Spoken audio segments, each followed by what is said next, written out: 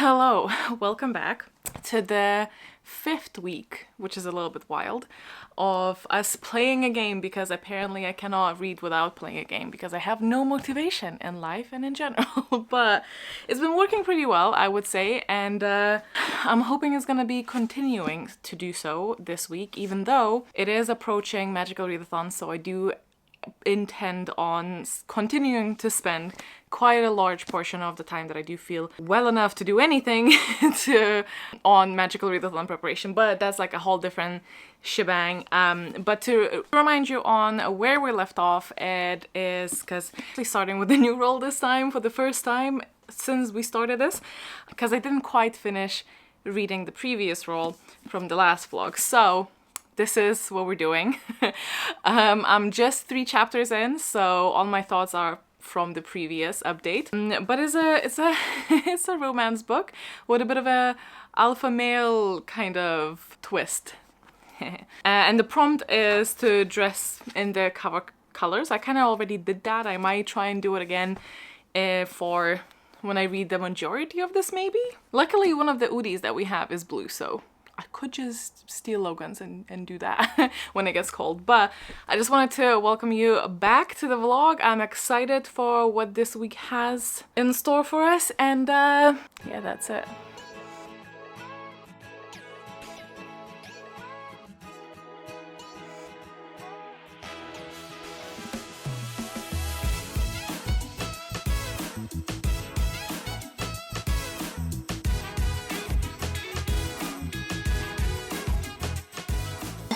Mid-unloading the dishwasher, I put on the audiobook because it's on script, and this man literally just it literally is at the beginning of the book, and he interrupts a photo shoot and then gets all annoyed because it was like a suggestive photo shoot, because the girl clearly can't decide for herself or protect herself, because obviously we all need protection from every single man.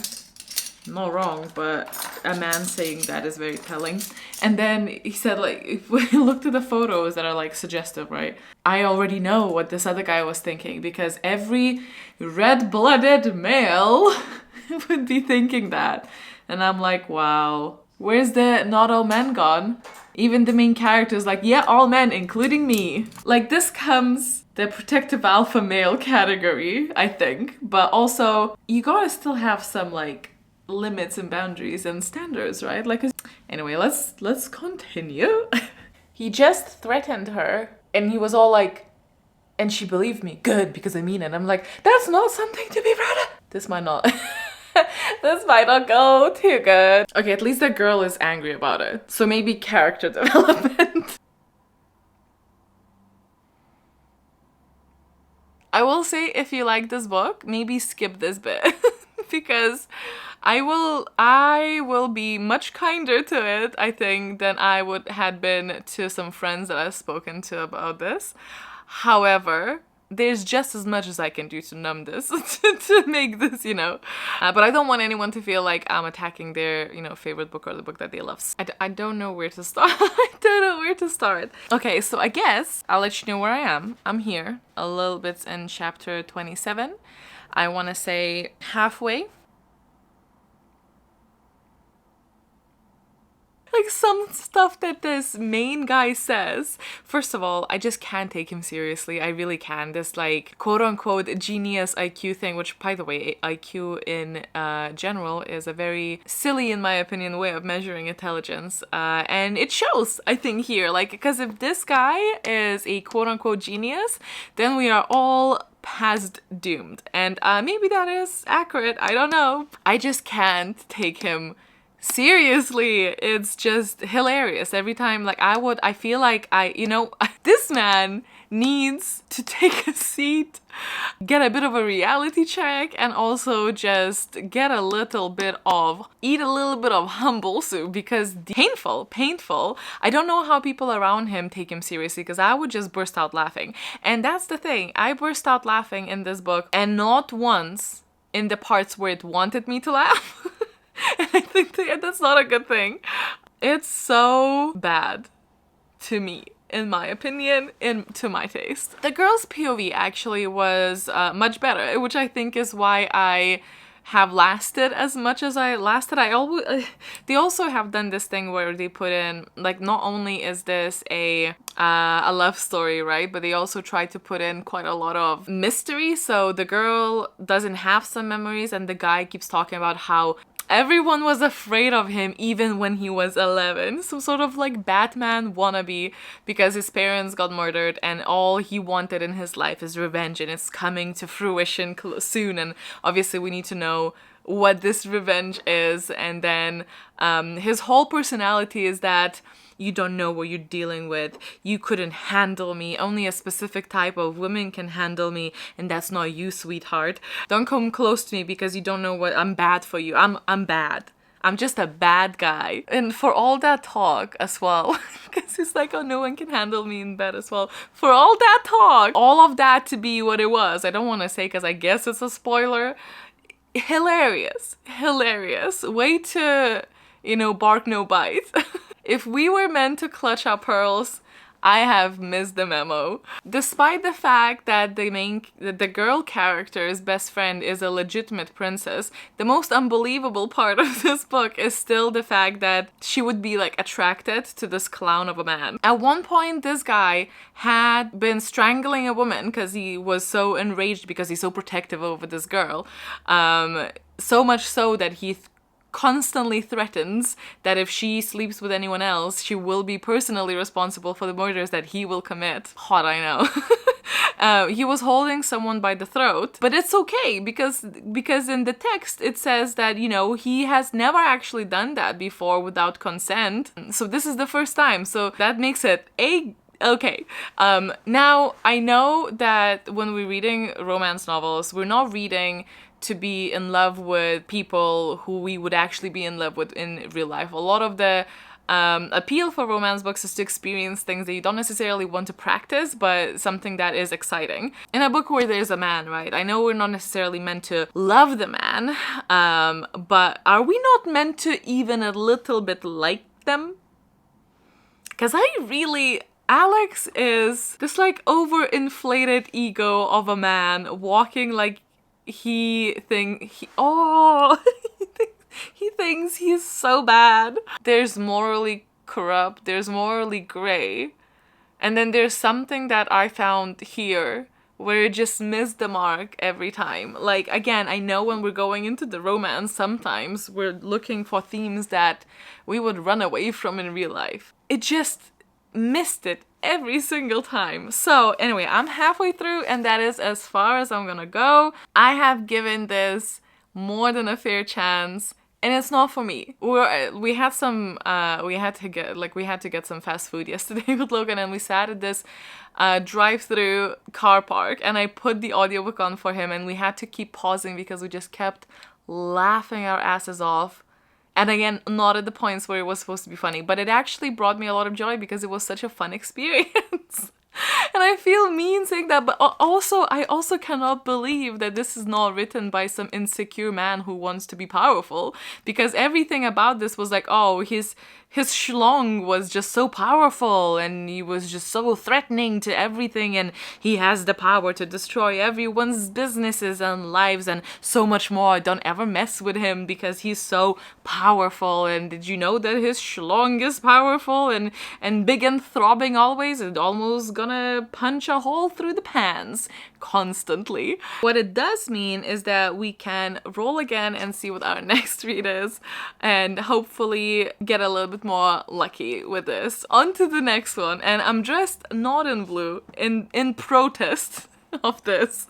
We're moving on. Let's see.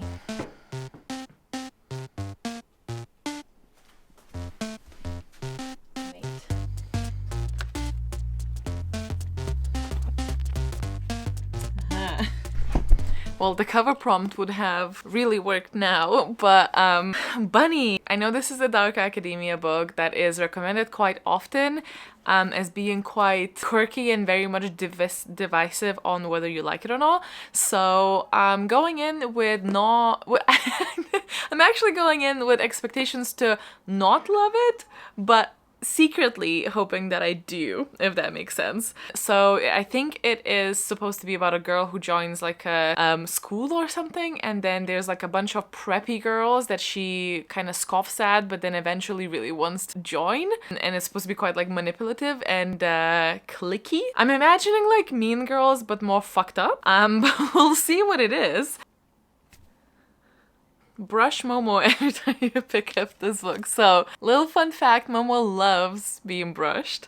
He is a hoe for that little brush, but we can't find the brush that he really likes, and we got one recently that he likes but does very little for the actual brushing of the coat, because there's not a lot of hair coming out. He has a short hair, so we don't necessarily have to brush them very often, but he does love it, so he's gonna be very much excited for this prompt. But I do wonder if we should also go on a journey of trying to find a good brush for him, because it is on a to-do list, it's just not really like a priority, but we could make it so. Today after work, I'm probably gonna start this and see how we get along, and I'll let you know more about what the premise is when I know a little bit better myself.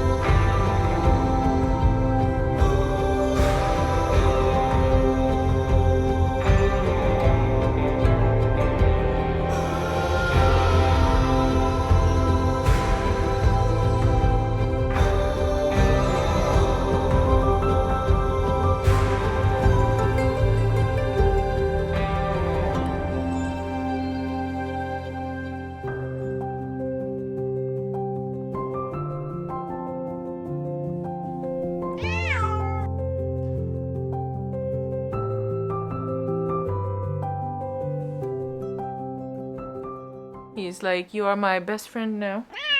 I have an update for you guys. I am on page 174, so not quite halfway, but almost halfway, and it is so bizarre. I can see why people struggle kind of explaining what it is. All I'm gonna say is that I am thoroughly vibing. I am very much enjoying this. There's really very little indication as to exactly what's happening, because the main character doesn't really understand what's happening, I want to say. At the core is what it is, what I said before. I do know this is a postgraduate study. In the campus there's this society called bunnies, and our main character was kind of frowning upon them because they're acting all weird, but when she gets an invitation she can't really seem to get it out of her mind that she should attend. And things things go down the rabbit hole, pun intended, very much, very quickly and very severely, and I just love the aspect of like this becoming some weird collective. They become very interchangeable. They, you know, refer to each other as bunnies. They speak about themselves as one. It's really, I don't want to say exactly what is happening. I don't know if other people have maybe spoken about it. I don't really know about where the spoiler line would fall in this type of scenario, but it's really bizarre. It's written in such a weird language. There's loads of repetition going on, which normally is something that is quite annoying to me, but it really sets the tone, and I get why. Can't wait to pick it back up. But as you might have seen a little bit from the clips before, Momo's brush is, as I said, really shit. We used to have a good one. We then ordered this one from online, and it looks like it, I think I'm pretty sure this is meant for long-haired pets, and maybe it works for them, but for him, the bristles are just not the ones that actually pick anything up. So what we've decided, because obviously this prompt is all about spoiling Momo, is that we're going to go to Pets at Home and see if there is a better brush that we can bring him. And to not make Zeus sad, maybe we'll find a little something for him as well. And then I'm gonna continue reading because this is fantastic, and I'm very excited to see where this goes. I honestly don't know, and that in itself is really exciting.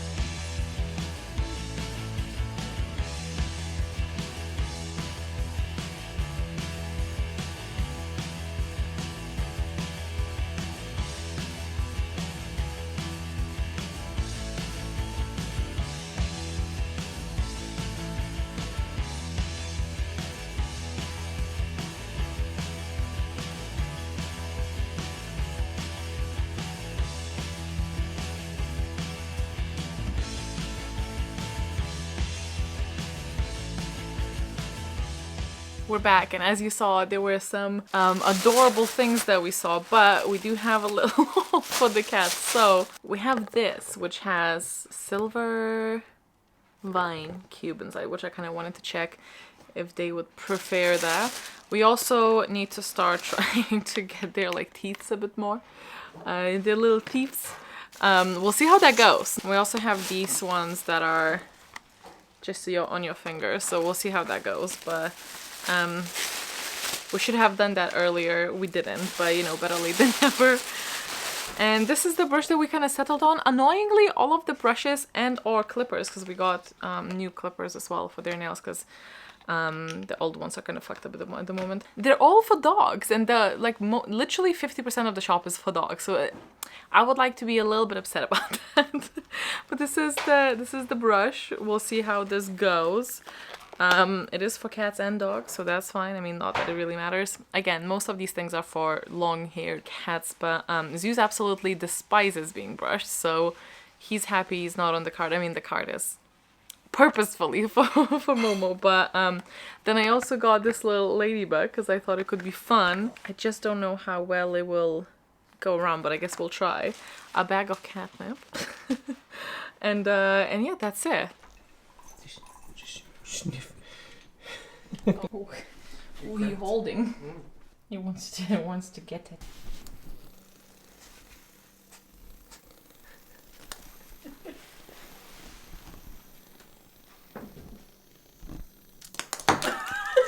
Mama. Mama, what was that?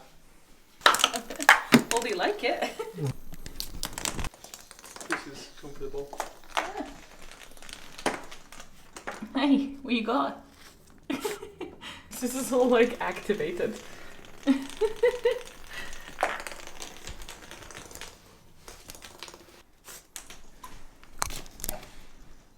This is what he snorts. I didn't expect him to actually, because Momo is the one that gets like. But this is silver vine. Do you like silver vine? I think he does. I think you do. I definitely do. Oh, bitch is high. You high a bit? Oh, you high.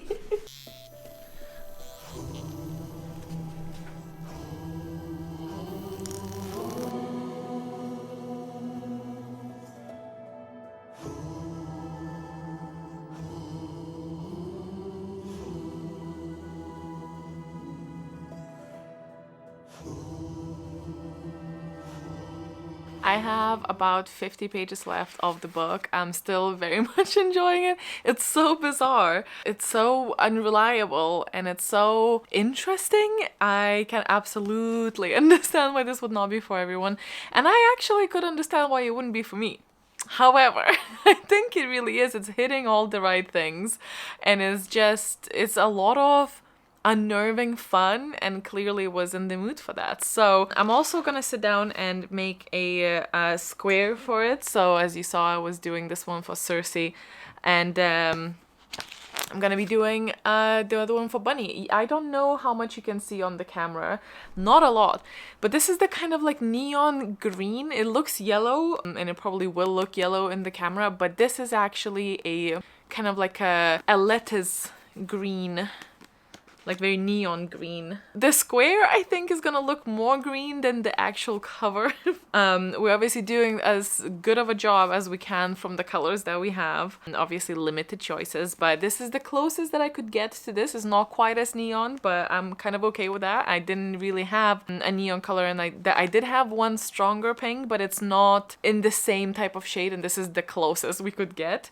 The other one was like much warmer and much darker, so while still very bright, wasn't like that at all. And as you may know, I'm not doing a true black or a true white. It's the only two colors I'm avoiding in the blanket. So for any type of black motif, like the bunny is actually in black dots, but obviously looks kind of gray because of the style. So I'm gonna use the gray, which honestly kind of matches either way. And I'm gonna do that as a circle. I was considering doing it as petals because it is more so than the green, but it is more central. So I'm thinking the middle is gonna be that. Plus it's a bit more interesting. And then for the salad green, this is the closest I could get. It actually is not too far off, but in a camera it looks like it's far off. This is much brighter, but in real life is just darker. It's gonna look much greener than what you actually would think when you look at the cover. So I don't know how recognizable it will be, but it'll be recognizable in my mind. And I also think that it could quite like make an interesting one. I'm gonna put the audiobook on for the remaining of this, I think, whilst I crochet the square. But I have a little bit of a dilemma. It's 2 o'clock on a Saturday. Didn't sleep very well, so I'm kind of slow today. And just tired. Obviously, there's the editing of the vlog on Sunday, so it would make the most sense to stop after this, but I wonder if I could do another book in time. Probably not, but I could do another book and then just upload this video whenever I do finish that, so maybe extend it another week, or I just do another week. Should I do another week? I might put it to like a poll or something. Can I do another week? What's happening? I mean, I could do another week of this, so I might do that. So then we finish this and then we can finish. But it's been a very good time for Momo, as you have seen. Zeus is also here. Don't know if you want to say hi.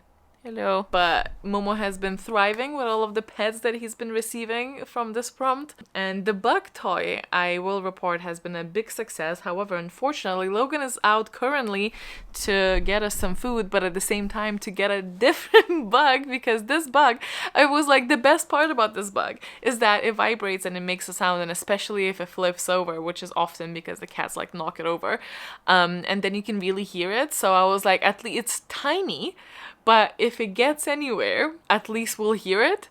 Unfortunately, and I was like, how in the world? Because I put it on yesterday while I was working, because Zeus was like screaming and like he just starts yelling sometimes because he's bored. So I gave him the bug. He enjoyed the bug. Are you gonna sit on me?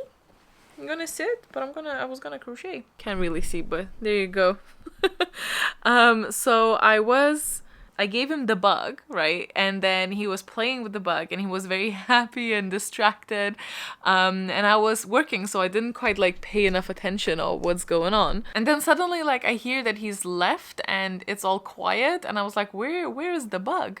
And I couldn't find it. And I was like, leave it to you guys. So somehow managed to disappear the bug. And Logan managed to find it today. And it was not on the fluffy rug we have here. So obviously muffling the vibration, and under the pillow that we had on the floor that is just like, was not meant to be on the floor, but it was like one of the cushions from the sofa. So obviously it was muffled doubly because there was a pillow on top, and then it's obviously stuck in a rug. Bug in a rug. And fortunately, the battery has entirely died and we kind of struggled to take it out. I don't know if it was meant to be taken out. We did take it out, but I don't know if we like fucked it up a little bit in the middle. So I think Logan's gonna be trying to go and get a battery. So maybe we have 2 bugs. Very thrilling stuff. I'm so sure that you guys are so happy you clicked on this video. But he's getting a second bug just in case it doesn't work, because it's like the first toy that the boys actually like to play with continuous. Like, they don't get bored. They get bored so easily, and they don't even like a lot of play. They have very specific needs, don't you? But anyway, I'm gonna continue reading and I'll let you know when I have hopefully have finished. 1 hour later. Alright, I have finished Bunny. I feel like it's a book that you could genuinely write like essays and reports on, which is really fun. I've also finished this, and I know this looks, you know, how fun though, very fun. I think there's a couple of ways of interpreting the book as well. I can't really talk about it too much because I think it inherently becomes fairly spoilery, and I think would be detrimental to anyone who's yet to read this, which I think people should. It's really interesting. It does deal with a certain thing that would require some sort of representation done in the right way, but I think it kind of becomes more flexible in the way that it is approached because it can be interpreted in so many different ways. But it definitely deals a lot. I heard it described as like a female friendship deep dive, but I actually think it's more so about acceptance and loneliness and where that can lead, and imagination, and it's so annoying because it's a big part of the thing that I want to be like, it's this. It's such a big part, but I can't because it literally it says too much. I love how there's sprinkles of hints of particular thing, but never enough to just be like, this is literally where it is. And it's also so up for interpretation of which parts belong to which narrative. And I think it's also written a lot about creative process, because obviously they are studying creative writing, but it's also the whole story, I think, could be tracked back to a creative writing process and have parts of it directly be a commentary on it. This is definitely one of those that just has so many symbols and so many metaphors and so much commentary, and I think it also highly depends on who is reading and what they're reading into it. And that's what it's so masterful, in my opinion. I just think that it can be read so many different ways, and it's generally one of the books that I would be rereading, because I think that on the second reread you can probably catch on so many other things, and I would actually be quite keen on rereading to check a couple of things, because whether they happened or not, or like whether certain characters interacted or not, can actually change how I interpret the actual plot. I will say that the plot is not really the key here. It's definitely more so about the themes. It's written it probably has one of my favorite last sentences of the books that I've read, because it yet again it tells you of a certainty of something just before completely unraveling it with literally 2 words, and I love that. I am going to choose to not look at it in a way that it had to have some type of representation of a certain thing, because if I do, I think it might ruin the whole experience. I think it was meant in a way that is a bit more creative freedom, rather than reliable source of reference. It really is difficult to talk about it without talking about it. Do you know what I mean? What a journey, and really enjoyed it. I might actually go online and look at people's, not like reviews, but takes on it, see how they interpret, because I do, in my mind, I have like 2 very distinct ways of looking at it, and then also like a secret third one. And I'm sure that there are people online who interpret it in the 4th or 5th way, and I think that's the beauty of it. I think it's been a while since I've read a book that can leave you sitting there thinking like, it could have been this, or it could have been this, and what about this bit, and what does that mean, and where does this lean, and what commented on the writing process, and what commented on the loneliness, and which bits correlate to what. It's such a pleasure to read something that makes you feel this way. I also understand this frustrating writing style, and if you take the essence of a book out and just look at the writing style, it genuinely falls into that category of the writing style that I hate, because it is very lyrical, it was very filled with symbols, and it's very but it didn't read pretentious. And you know what? I think the key point always is there something that is being said, or are we just being kind of like silly, goofy, very poetic about it? To me, this book fell very much in the I have so much to say that you can actually read about 5 different topics within a couple of chapters, and depending on which lens you have on whilst reading, it'll come up with different conclusions, and it's beautiful. I will definitely be looking into what other books this author has written. It really is so unique, in my opinion, and I don't even think it's like unique from the books that I read, but in general I think it's quite unique. Objectively, I want to say, if you believe in such a thing. What a good feeling when you're sitting there being like, and you know what, I actually expected to be much more confused by it, because there are so many different, and you definitely are confused throughout the book in specific places especially, but I think once, like, everything kind of shifts at one point. There was a moment towards the end where I thought that we're kind of lost where we're going, but once a couple of other things click into place, you're like, okay, I understand the relevancy now. I just thought it was beautifully done. I thought it was very thought-provoking. I just had a good time. But bear with me, but I'm kind of want to tag it as a literary fiction. Anyway, I have thoughts, but I can't speak about a lot of them, so we're gonna leave it at that, I think. And I have a book club with Patreons for Mindwalker, so we're gonna discuss that in like an hour and a half, and then after that we also have a movie night, and we're watching Kiki's Delivery Service.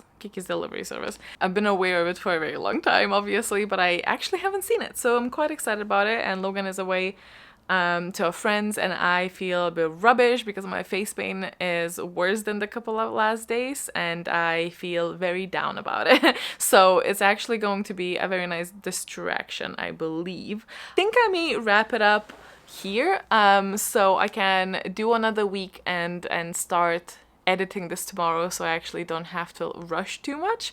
But other than that, I think tomorrow is gonna be entirely, because today is just not gonna pan out this way, so tomorrow is going to be an entirely magical readathon prep day. We're gonna do nothing else. I might go for a walk, as I really should leave the house for my own mental health, but I'm just so exhausted. Being in pain constantly is so physically exhausting as much as it is mentally exhausting. Like, your body is just constantly tired, and I think it's one of the aspects that's not really talked about, like the pure fatigue that it puts you in. But I really should drag my ass out, and I'm excited to see what the next week brings. And thank you so much for being with me on this journey. If you have read this book, let me know what you thought. I think I accept every answer on this. You may hate it, and I understand why, and you might love it, and I understand why, and I agree with you.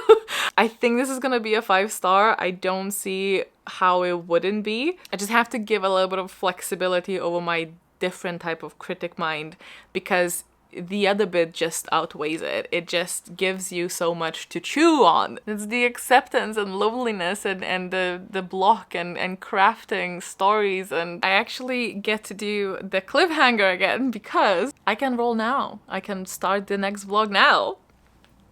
Yay. Okay.